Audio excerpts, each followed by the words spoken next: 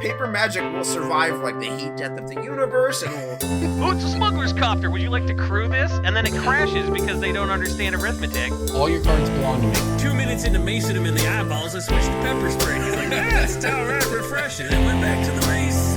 Magic is dying. I'm done. Selling everything. I might be a hoarder. And yes, I don't have the crayons or glue to explain this to you right now. What, are you gonna die twice? Oil will be worthless before magic cards will. well, okay, Dr. Man. That's Mr. Dr. Professor Jason. Hello, everyone. Welcome into Brainstorm Brewery. It's the old school crew today. Myself, DJ, and Jason. Sporting a Black Lotus hat, by the way. I gotta say, goes well with the tracksuit. I'm Fucking just beer glad that pal I'm over part here. of the old guard now. Like, I Are was you a glad? guest You're the on new the guy. podcast Are for you some glad? number of years. I remember I was the new guy. I introduced Corbin was the also the new guy at one point. Let's not discriminate. in episode 1, yeah. I introduced the podcast to some people at my new LGS over the weekend, and they proceeded to put it on every screen in the store. So thanks for boosting those YouTube numbers. How many screens is every screen in the store? It's 4. Is it every phone in the store too? No. It Can was we every just TV say in that the game anytime room. somebody turns on our podcast, they're boosting the YouTube numbers because our YouTube numbers are like sub 1,000. Most of the expense of this podcast is putting it on YouTube for nobody's benefit. Why are we doing this? Because we don't look like All the kids people are who doing are it. good podcasters. We look like people who are shitty YouTubers. They wouldn't be able to see me do that cool hand motion if they're not on YouTube. Well, Yeah. they're not on Rad YouTube him. statistically. Well, then no problems. People listen to us through their ears. But we did pump some numbers up over the weekend. But yeah, I introduced them to the show, and I had to explain. They're like, "Oh, that's cool. How long we've been thinking about doing a podcast? Like, how long you been doing it?" And I'm like, "Well, this one says episode says 669, but if you count all the 0.99.1s and 99.5s, Maybe and, we're at 700. yeah, maybe we're up to 700 or something by this point. Count bonus episodes."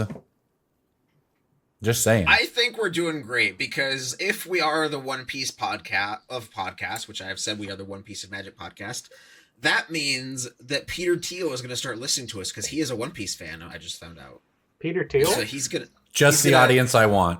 He's gonna click that. He's gonna be like, oh, the One Piece of Magic finance. I'm a finance guy. I need to learn some stuff about that. Well, speaking of magic finance, there are other peoples whose names might be recognized with hopefully a slightly better connotation. I believe his name is Aaron Hansen. He's like a Game Grumps guy. Is that true? Tweeted that he might be done with Secret Lairs. He had bought every single one since they came out, but the Secret Lair website crashed so spectacularly due to popular demand, quote, in parentheses there, that it's causing that reaction. And of course, all of this traces back to when Wizards decided that it was no longer going to be, it was going to be you hop in the queue, you get what you want. It's no longer print to demand. I have thoughts on this, and I say this as somebody who this Secret Lair drop was the first time I was ever not able to get something I intended on getting.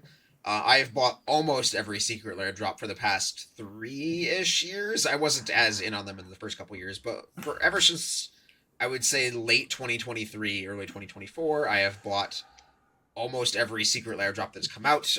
This one was, and as usual, I have 3 different queues open. I use like a Microsoft Edge browser, a Firefox, and a Chrome, and then just use 3, just try to increase my chances of getting the order I want. I don't typically max the account on all 3, max the allocation on all 3 accounts. I just try to make sure that at least one of them gets reasonably far up the queue.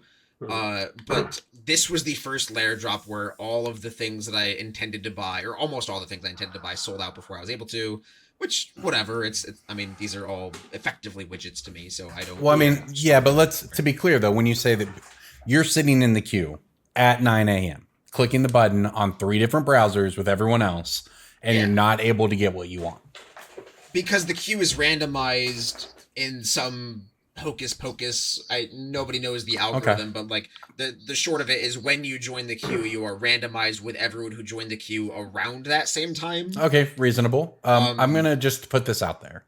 I don't have the quote in front of me, But I do know that when Wizards, just because this is what people at home are thinking, when Wizards said they were going to switch to this, I don't know the right term here, print to supply. We have as much as we've printed. You get to buy it if you're lucky. We're not going to let supplies last, maybe the name of the model. Sure. What the people who said they hated the print to demand for the coin flip deck, what those people said they wanted our current system that those people hate.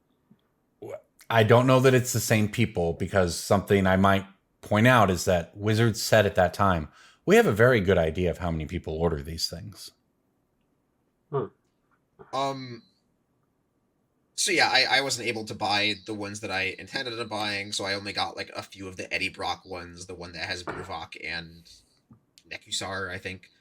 I expect that one to do reasonably well. Normally I would just buy the asset class, but again, I all the bundles were sold out, so I kind of just like picked and haphazardly picked and chose a couple.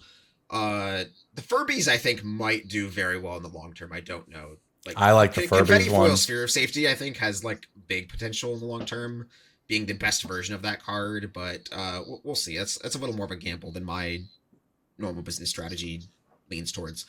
But I have thoughts, and I don't have a concrete answer to the end of this train of thoughts that I'm about to spew. Go ahead. But so during the print to demand era, this is like around 2023 was the largest sort of like, all of these layers are all you can eat, as many as you buy, we will make them.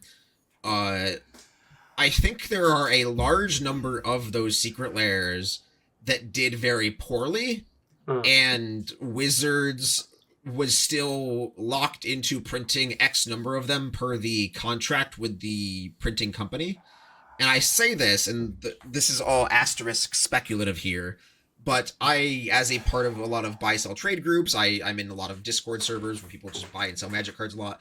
There are several people, more than I would argue, like, what's the nickel quote? Like, I have 2 nickels or something. Like, more, enough that it's, like, on my radar. That you would have 15 cents, which is even more than twice. There are people who have a very large, deep quantity of layers from that era.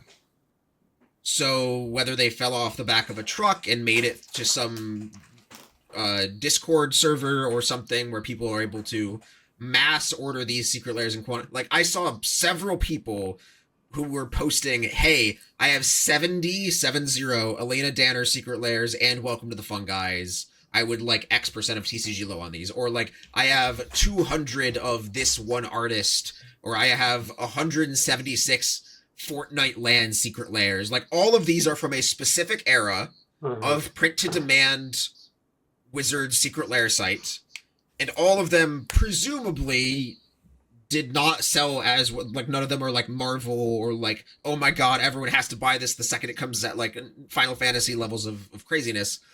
But there's a statistically significant number of people on in my ecosystem who have very, very deep quantities of these lairs, and I didn't ask where they got them, because I made offers on these collections as I normally do, and I bought them, and the less you know about a collection that seems a little too cheap, the better. Yeah, I mean, like, I don't know for sure where these came from, but I think there is some weirdness going on with that era of print to demand secret lairs, and that I think leans towards a pretty stark image of like, hey, when they do these print to demands, it's the system is not like, oh, somebody ordered, like, there's 800 total orders, now we print 800. Like, if the number is below a certain threshold, Wizards is still locked into printing X number per their contract with the like corporate business things happening, and printing that number of secret lairs. And then if the demand is less than that, it's not like, oh, Wizards, you only had to print this. No, they still lose a lot of money, and then where those secret lairs end up in the ether is certainly a thing. Okay, so I'm just trying to follow on here, right? So in either world, Wizards is locked into a contract for X number of thousands. The only question is whether or not they sell through them, right? So I guess what you're saying is if Wizards locks in, yeah, I mean, I guess I'm not sure where this goes, because it seems like Wizards is locked in either. That, like, the current hype model is better for generating the excitement that will sell out that number that they're locked into. Right. Okay. So I'm with you. As opposed to like, I don't I'm know, following. get them when you want them, man. They're there for Yeah. a while, and So then like I'm that does following. not incentivize consumer behavior to hit button. So I don't want to like put any kind of condescension towards what I'm saying here. That's FOMO, and that is the criticism people made when Wizards went to this model.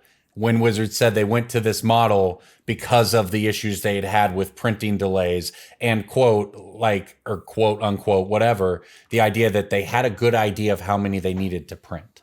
And it's just, and again, I'm not someone who bought any of these. I don't care. Like, I'm not burned by this. It's just, it feels like they just did the thing where you get as many of them. If you want to buy 70 of them and make money on them on the secondary market by selling them at X% of low, good for you. But the print to demand era was not an era where you could buy 70. You were still locked in. Like, this is not a person buying 70. Okay, It's understood. like them sitting in the warehouse for X number of years. So they and didn't some- sell. And some They didn't shady sell. shit Hey, happening after that. I will take those 10,000 off your hand. Okay, understood. So the idea is that it, for disseminating them. it goes to the route where they're just stuck in, like, so for instance, the Arena Direct this coming weekend, and for people who don't know, the Arena Direct is where you can play limited on Arena for physical prizes.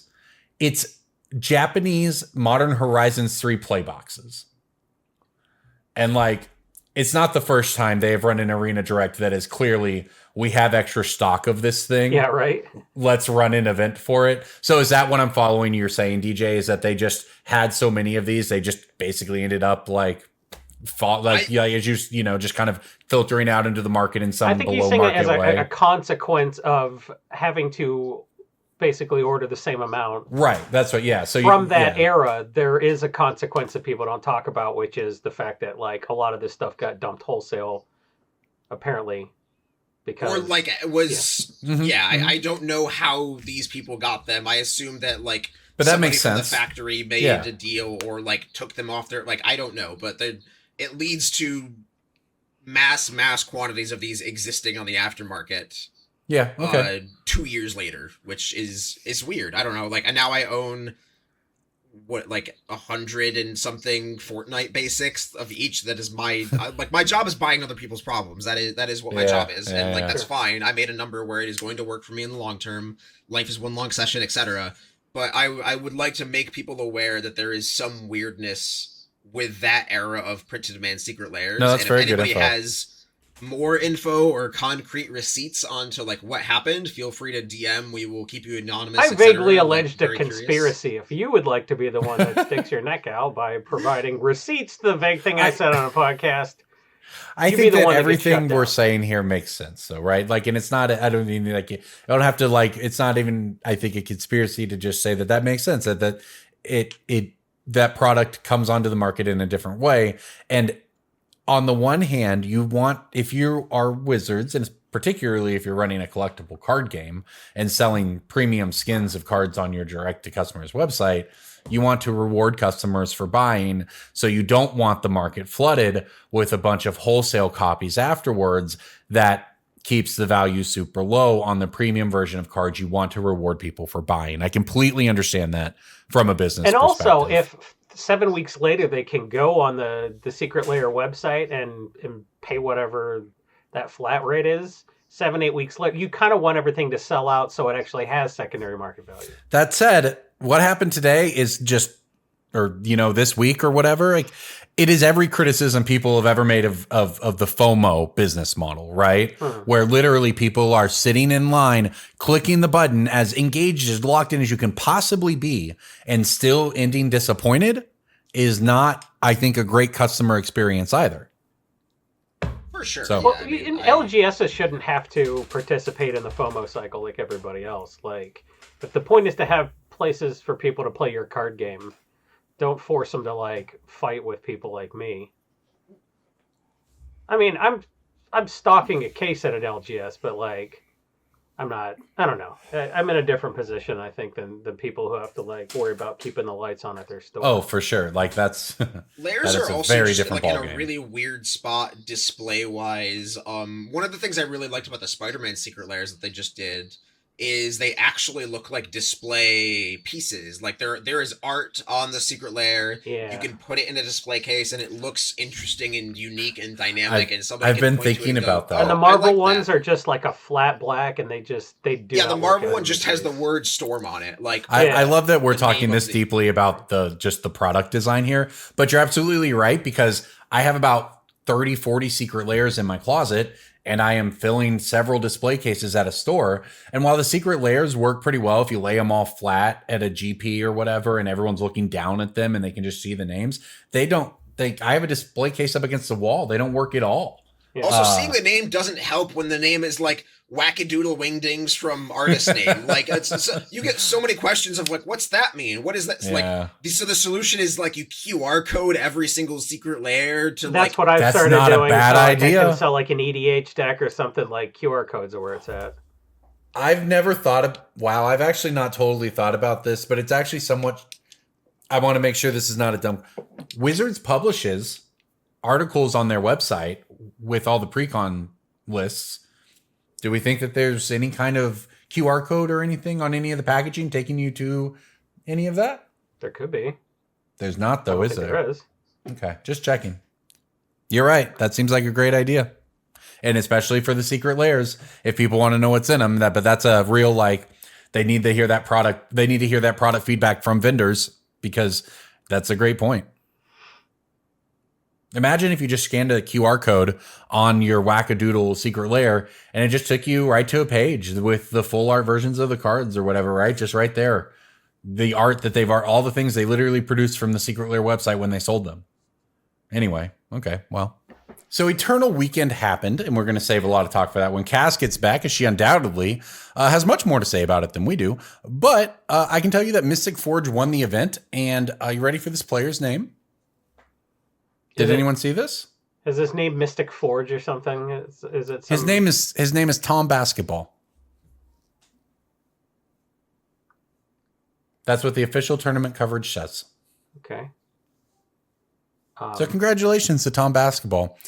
As it turns out, I think his last name is. I saw someone say this story, and maybe it's fake news. I heard that his last name is actually Hockey, but as a joke, he usually puts other names like Steve Volleyball or Tom Basketball. Oh, so he went to ESPN, and they're like, apparently, my name's Bob Hockey, and they're like, apparently it annoyed.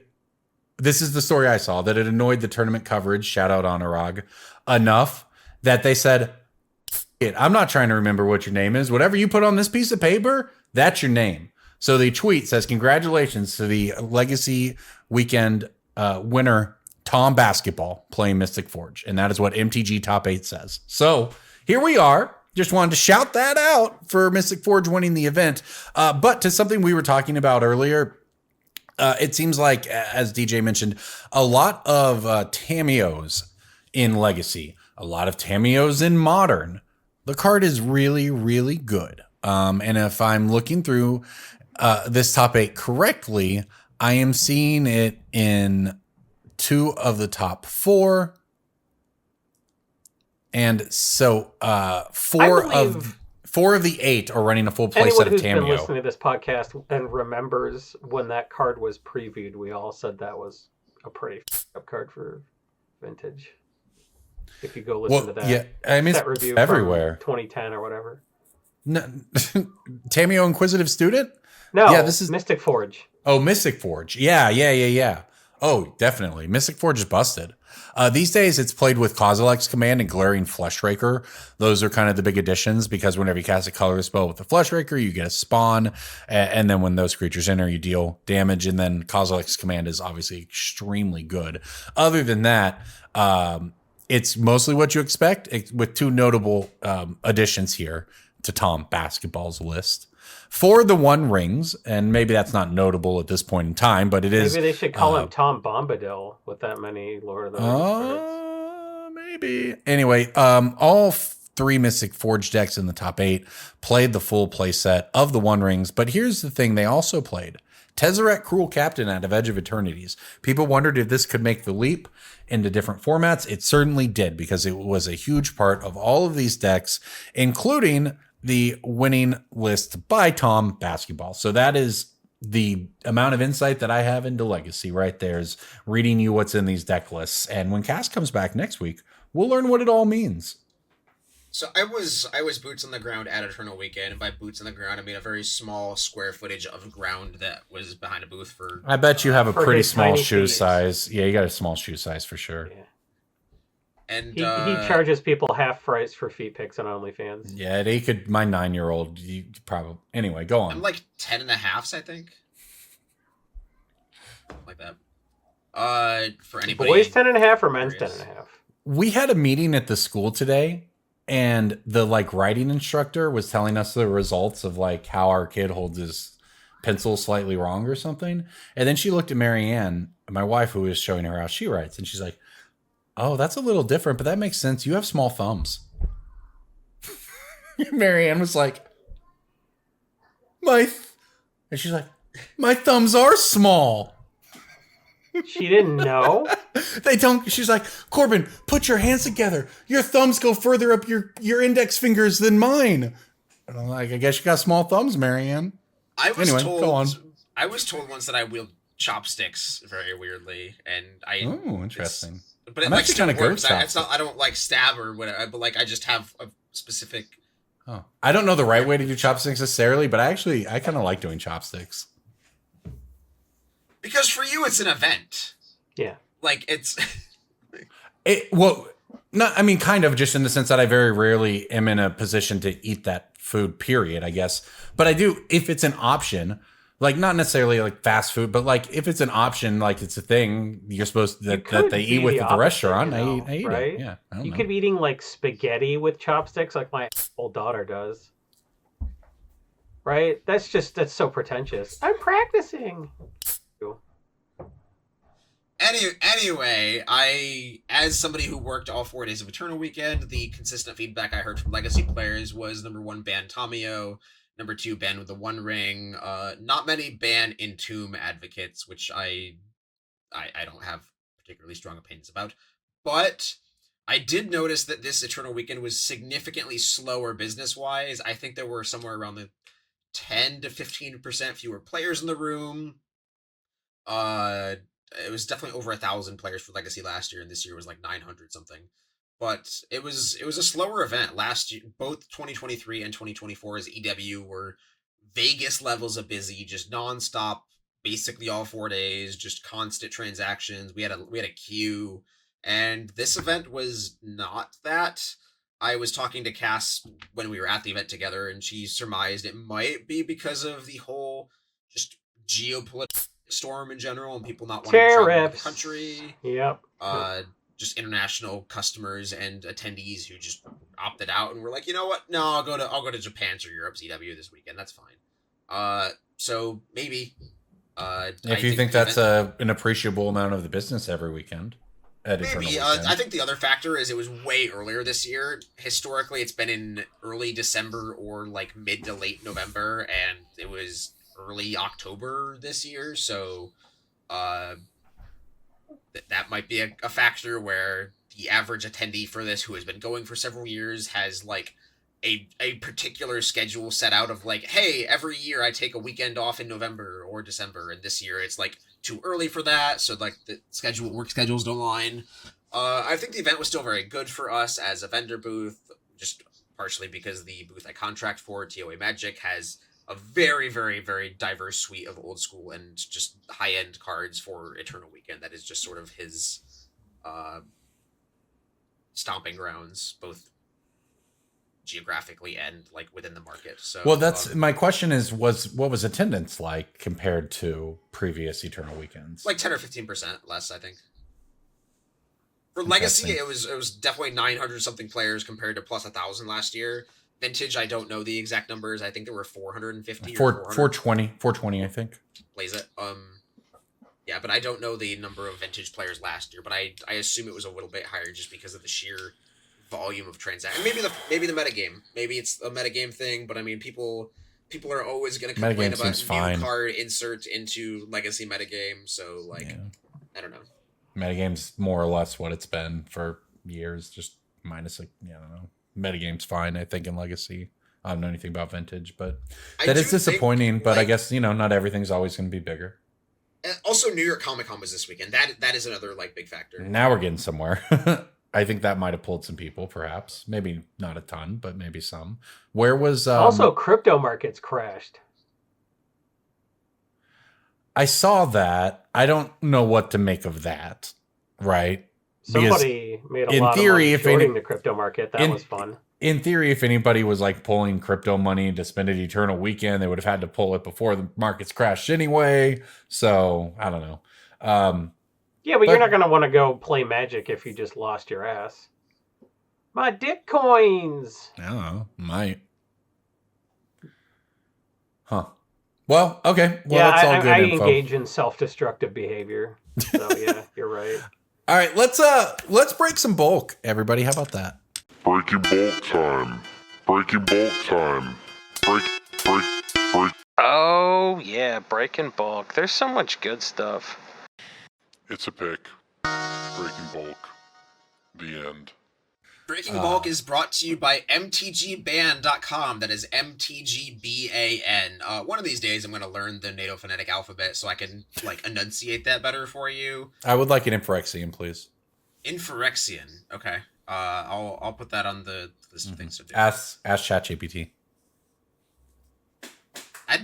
That might be able to do. But what ChatGPT can't do is give you all of the data on individual or sealed product magic cards or CSV files of collections. I have used MTG Band for several years now. It is a magic tool that lets you price entire inventories or sealed products or find out EV calcs of specific things you want to pull. Like you can look up the value of every product in a certain commander deck, or you can run the numbers on opening your collector booster boxes. You can upload a collection tracker list from TCG Player, Moxfield, Manabox, any of those websites. You can upload CSVs from your TCG Player inventory. You remember the TCG Player app? Remember how it used to be good? I do remember that. I switched Yeah. over to a new So one. now TCG you need Player something app is else. Garbage now. I have been redirecting people towards Manabox. That's what I'm So using. just you got to use something else now. So why Yep. not? So Breaking Bulk, for those who don't know, is the game with some very loose rules where we try to get each other to guess what card we are talking about based on progressive clues that we get in bulk that maybe you should not include in your bulk, or perhaps you should pull from your bulk and buy list and get some store credit or something like that for it. Jason, what do you got this week? Progressive clues, so we're a woke podcast now. Well, adjacent. Guess what? Red Aether Drift Uncommon is $2 retail, 65 cents. Bastronaut. Oh, No. Bastronauts are rare. You said Red Uncommon Red Uncommon. from Aether Drift? I'm just going to start naming Aether Drift. things that sound like red uncommons from Aether Drift. Hit the brakes. Sharp exit. Speed It's up. not Full speed Mars. ahead. DJ, you're right. You're so close on this stuff too. This is actually helping. They made me think of Momentum Breaker. That's a good It's one, a but that's not creature, red. so That's you not don't have red. to start. Red Okay. shell, green shell. Draco, not driver. Okay, so you would It's be a- forgiven for not thinking this was Aether Drift because it is a shark. Oh, Marauding Mako? Marauding Mako. Yeah. Discard is hot. I believe Archfiend of Ifnir and Monument to Endurance have both been picks of mine within like the last, however, I don't know. I've done maybe 10 episodes in the last 2 years, so it's probably one of those. I still like discard shit, and people really like Norman Osborn. They It's the do. most popular deck this week on EDH Track. People are building discardy bullshit. So if you didn't get Archfiend of Ifnir when it was like $1, it's still below 3 some places. Monument of Endurance still below 10 some places. You can still kind of get in on this psychic frog bullshit people are doing in EDH right now. So This is also, these are also like Psychic Frog was a big Pro Tour player, and it performed kind of medium, but people love playing Psychic Frog. Mako is reminds also them of Psychotog. exactly, and any any additional demand for Mako is going to go hard because it's already a key part of the Izzet decks and Standard. All right, that's a great pick. One of the few things from Aether Drift worth money, I believe. DJ, what are you looking at this week? I have a couple different picks because just in case one of them is accused of being against the rules. So I come with backups. I'm prepared. I'm professional. I have a green portal common. Mobilize. Only printing, no. Oh, only printing. And it's Portal 1 or is it Portal? Portal. Just the little circle with the wheel looking set symbol. Is it Sylvan Tutor? No. The only printing was Portal. Bee Sting? This card is not good. Is it Bee Sting? No. Corbin, where's your guesses? Tunneling Saucepede. Is it a creature or a non-creature? That'll help It's me. not a creature. It is a sorcery. And it's not even a sorcery with flash or whatever. Like Blazing So it's but this is its only printing, right? Blazing Wingapod. it's not. That sounds like a creature, Corbin. It doesn't sound like a creature from Portal. Scalding you stumped me. Buffalo. This card has alternate art and the Chinese printing.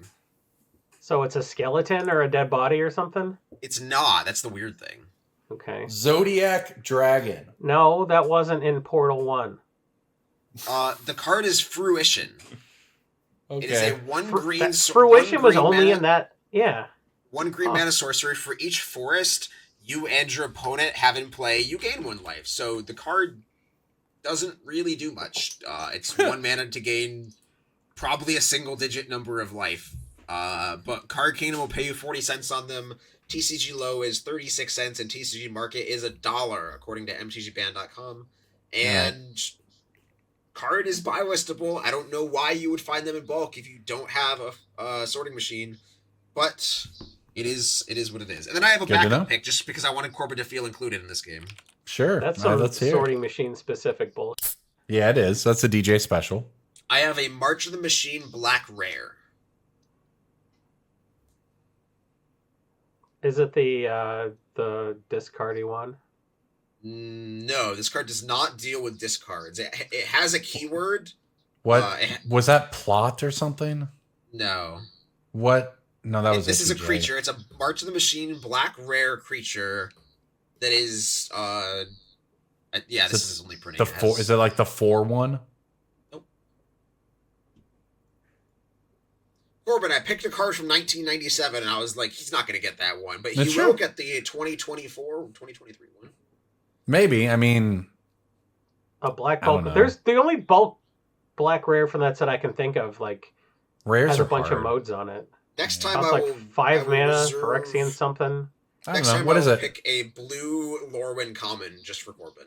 There we go. Thanks, bro. It's Ponder. Archpriest of Shadows is a card. Oh, I know that card. Yes. Yeah, I know that card. Yeah. It is a 5 mana 4/4 with Death Touch. It has backup 1.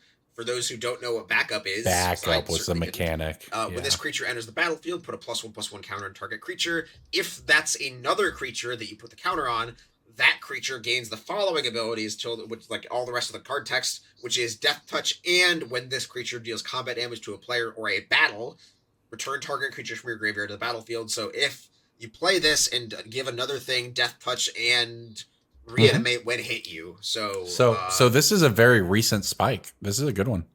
This card's kind of bonkers. It just spiked in the past like 2 weeks. I just looked at it and didn't think it would be a bulk rare so I just like, it's not in my mental index of cards I think are probably bulk rares from that set. So well, here's one neither of you are going to get. It's a colorless card from Kaldheim. Colorless uncommon. Colorless uncommon from Kaldheim. Is it the land? The Nope. man land? It is not. Is it a token? No. Is it something with Changeling? No. So it's not that. Yes, it has Changeling. Sorry. Math. Sorry. I was reading Shapeshifter. Yes, it has Changeling. I can picture the card. It's like a 3 mana 2/2 with Changeling, right? Oh, that's good, DJ. You've got it. Yeah. The card is a 3 mana 2/2. Good enough. Not a mask. Bloodline Pretender. Yeah. It's got a couple reprints. Hello? It was in Commander March of the Machine. It was in Jumpstart 2022. And it's got some list printings, and all of them are at least 90 cents to $1, and some of them are $2. So yeah, Bloodline Pretender from Call Time's a good one. Cool. There is so many cards out there that just say choose a creature type, and you should always buy all of them. Changeling's Even one of though them. they're always going to get reprinted a million times. Or Shapeshifter's one of them, right? Is that where you're going with this? Well, this card in particular, and also the Everyone's Invited deck, which I haven't been a fan of for, close to a year now. That deck is free money. The Everyone's Invited Commander deck is... Let's see there. Oh, it finally spiked on TCG Player, but can you still buy it from the Secret Lair store? It's finally no longer available. That deck has finally stopped being free money. It was my pick of the week twice for the past several months. This was a deck that retailed on the Secret Lair website for $200, which everyone complained about because historically the decks have been $100 to $150 or something. And it was on TCG Player for $200 for a while, so you could have bought it there. And the EV of the deck, according to Ban, has been very consistent at around $288. So it was just, anytime I ordered stuff on the Secret Lair, I would just toss a couple of those in my cart.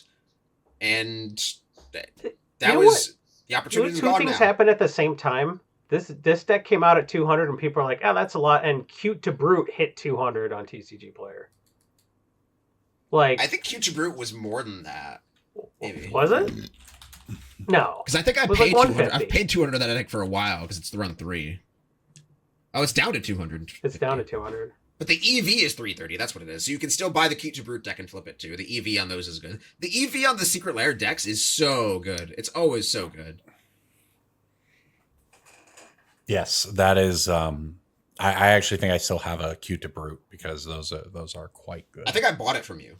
Oh, there you go. I guess it was good enough I that I think you made a post of Secret Lair stuff. Yeah. So there you go. I paid $250 for it. It was good enough for $150, and it was good enough that I made. It was good enough that I made money on it. That sounds awesome. Sounds like you did. Do what? No, I believe that I did. All right, it is time to bring back an old segment on this show. Now, for those of you who've been around the last few weeks, you might have heard me introduce a new segment to the show. Jason, I don't know if you were here for this. Do you want to hear about the new segment I introduced before we do an old segment? It's a pretty complicated game. Okay, well. No, yeah, fine, do it. It's called Would You Rather. Oh. It's pretty, I came up with it. We should have been doing that from week one because, trade evaluation could turn into, What do you know? It was a great idea. Yeah, I came up with it by watching ESPN. I came up with it by watching ESPN in 2004. I just forgot to implement it until 2025. But anyway, we have a different game tonight, or not a game, but a different segment coming back tonight. And that segment is reader emails. This is the segment all about how Corbin didn't read your emails and he got blown out. So if you transcribed a set review, too fucking bad for you. All right, onward. From the vault. If we didn't read your email, don't blame Jason Alt. For 2025, we get a lot of mail. So let me read this here. Hello, I'm a longtime Patreon subscriber for BSB. Thanks. You should go to BSB Patreon, which is patreon.com/BSB, everybody. I just wanted to give you some info I thought would be fun for the podcast. Arena of the Ancients has spiked in price due to buyouts and speculation, but the starting point for this is due to an old school event. I can give you more details, but it is seriously hilarious that it has nothing to do with Commander or Universes Beyond or anything else that people are speculating about. It's wild how fast the Magic ecosystem rallies around something dumb and guessing correctly, so I figured it might be something interesting as a topic. I may not have bought any of these arenas, but I have all the receipts. All right, so what to make of this? DJ, go ahead. So, for those who don't know, which I'm assuming is most people, Arena of the Ancients is a very old Magic card that just shuts down legendary creatures from the set Legends. And Chronicles. And Chronicles. So there are white-bordered versions that are somewhat, So a couple of weeks ago during Atlanta, as all of this Spider-Man craziness is going on, the card spikes and there was some discussion online about, Arena of the Ancients is spiking, specifically because there are a lot of legendary creatures in Universes Beyond. Teenage Mutant Ninja Turtles has been announced. There will be a lot of legendary creatures in that, like 6 versions of Leonardo or whatever. And so people were theorizing. Plus Leonardo da Vinci. Yeah. It's too many. And people were ascribing this to theorizing just, Arena of the Ancients is a very old Magic card that will not get reprinted anytime soon, and it does a very good job at shutting down all of these Universes Beyond cards. This person reached out to us and explained that there was a larger discussion in the old school Magic community happening a week or so prior to this, where there is a specific cultivated format event going on that would allow Arena of the Ancients to be better in that format, and so some number of copies were bought, the Legends versions of copies, because generally old school players prefer their original printing. Some number Are they of even players allowed to play Chronicles cards in that format? It depends on who you ask, which I know is a silly answer, but different old school communities have different rules. Like if you play in Europe, you're not allowed to use CE or IE, so no collector's edition cards, no gold border stuff. You have to use Alpha, Beta, Unlimited strictly, so no collector's edition power. But generally, the US is a little bit more lax, but it really just depends on who you ask. I think the general rule is just like, no, you can't play Kamigawa Neon Dynasty basics in your deck. Sure.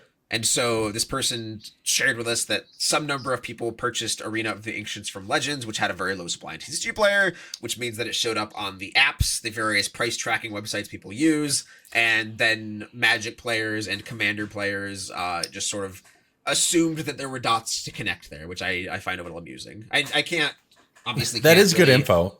Can't put causation to such and such. Like it's not that... But like the ex post facto justification for it that everyone came to organically.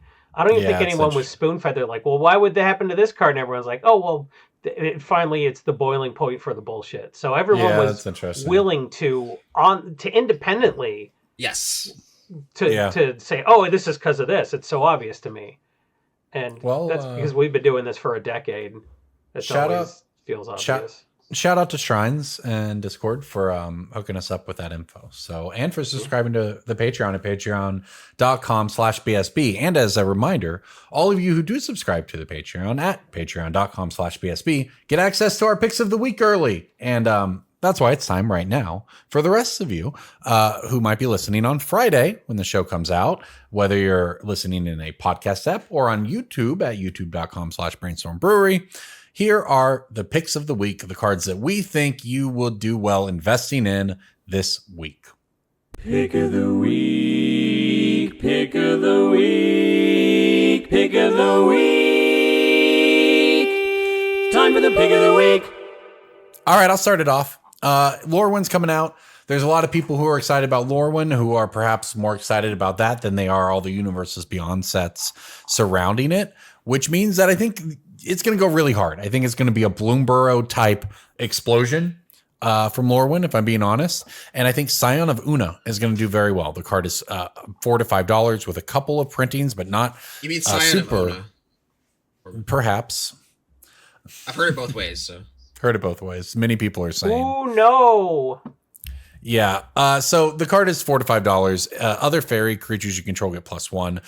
It has flash and flying. Here's the truly broken part of the card. It says other fairies you control have Shroud. Shroud, of course, means the creature can't be the target of spells or abilities by anyone, including yourself. They don't make that keyword anymore, which makes it pretty difficult to reprint into Lorwyn or perhaps even commander decks surrounding Lorwyn. Now, it is the kind of card that is sort of, straightforward enough that I do think they would want to print it into something, but they might just print new fairy lords that have the right keywords, in which case Scion of Una goes from $5 to $10. Cool. It's straightforward, but it makes sense. From 10 to 20. All right, Jason, what is it? If you look at Mr. Bone Miser, Mr. Bone Miser's around $20, and it's love based that one. on a world where you want to be benefiting from, discarding versus making them discard. I think that's a more interesting thing to do with it. And when you are the one discarding, you're doing a lot of madness and rummaging kind of BS, so you get red cards into the action. So I don't know that Surly Badgersaur becomes quite the $25 to $28 card Bone Miser has become, but Surly Badgersaur is doing very interesting things with the genre, and the copies under $10 are disappearing. So Badgersaur, in conjunction with Norman Osborn and other stuff, it makes treasures when you discard lands. It does stuff. There's fighting involved. It's a very cool take on Bone That is Miser. cool. It's in basically all the same decks Bone Miser is. That is, I've never seen this. This is a cool card. I have additional thoughts on this pick that I agree with. So Go ahead. if you look up Surly Badgersaur on mtgband.com, which you can do, and it will give you a bunch of data. It'll give you all the good data, like TCG low is 7, market is 9, Card Kingdom pays $7.50, like CK paying over retail on the card is generally a good thing. But you can also click this fancy little button on Band below the card that says where the card is available and where you can find it. Yeah. So this one says it's available in the collector boosters of Ikoria, and it's available in the C20 deck Timeless Wisdom. And if you click that button, you can click the Timeless Wisdom button. And when Jason mentioned this pick, I was like, oh, if this card goes up, the sealed product is probably going to be pretty good to buy. The Timeless Wisdom deck also has other good cards like Fierce Guardianship, the blue counterspell. Oh, the blue counterspell. That's like a $45 card right now. Right, and so when I went to the Timeless Wisdom page on Ban, it says TCG low for the deck is $65. I believe Ban only counts the cards above $1, so it's not counting all the bulk and nonsense. And you can buy the deck on Card Kingdom for $55, so you can just buy this deck on CK and then crack it. And if you buy Card Kingdom Store credit and do some finagling with your accounting, you can pay effectively $40 for this TCG low $65 deck, and that is MTG Finance at its core. You can just do that. You can use information that is available to you that is hard to find for other people because they don't know about the resources, and then you can sell those cards to Card Kingdom or sell them on your TCG Player Store, make the game more affordable for yourself. That is a perfect summation and example of what we are here to do, and a great pick, by the way, Jason. DJ, you get to finish it off this week. What are you looking at? I am going to continue to push all of my chips, not all of my chips, but all of my metaphorical, meaningless pick of the week chips into Universes Beyond staples that will continue to see play until we get some mythical Universes Within Master set. This week I am looking at Brotherhood Regalia. I've heard it both ways. It's an equipment that is kind of better Lightning Greaves in a way, but That's kind an of better interesting one, Swiftfoot yeah. Boots. It gives the equipped creature Ward 2, it becomes an assassin and can't be blocked, and you can equip it to a legendary creature for only 1 mana. So definitely a marginally better Swiftfoot Boots kind of hexproof ward, but it gets unblockable, no haste, you know what I mean.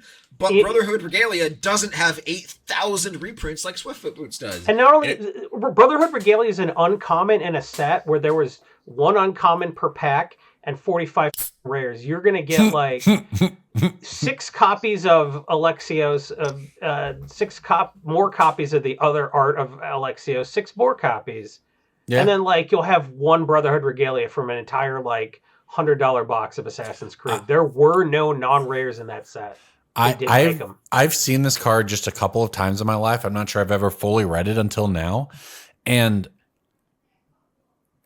it strikes me as it either, because you mentioned Lightning Greaves, and they printed Lightning Greaves roughly 147 times.